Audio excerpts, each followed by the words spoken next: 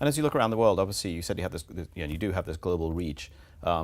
Emerging markets versus developed markets, or however you want to describe them, different sets, perhaps more proliferation of small and medium-sized businesses in emerging markets, for example. Like, how do you calibrate that go-to-market? Actually, that what we've seen, interestingly enough, is that the developing markets tend to leapfrog. They tend to actually, because they don't have a lot of legacy infrastructure, they tend to actually be early adopters if you can bring them state-of-the-art technology. Great example is in Huawei, one of our first cloud offerings out of enterprise was something called desktop cloud, which is this idea of saying have no desktop machines other than virtual desktops and thin clients. Not just for compute, but even for real-time communication, for contact centers. And the regions that we've gotten the biggest traction with, interestingly enough, are in the developing world, where people didn't have the massive compute infrastructures already deployed.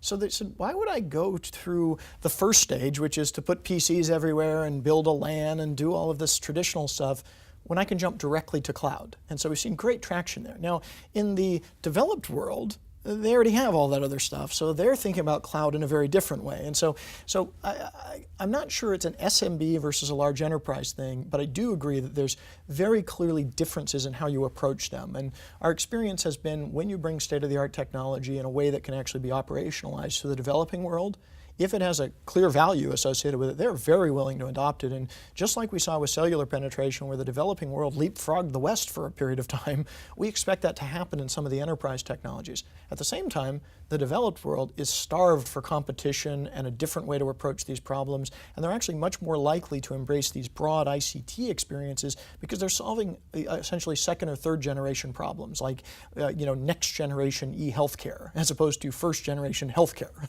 right. Which is a much more difficult problem. And I believe in All Things D, you were talking about the very definition of emerging markets. Some developed countries might classify for that.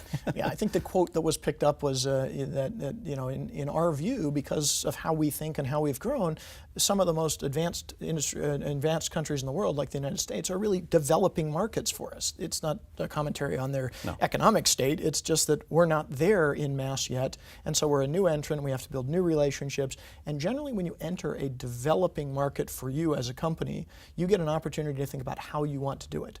We don't have to go into the US, for instance, and sell them everything that they've already bought. We can actually focus on what they're going to need in the future. And that's a very powerful story that actually frees us from a lot of the legacy that has to be supported by our competitors, and actually makes it much more interesting in my mind.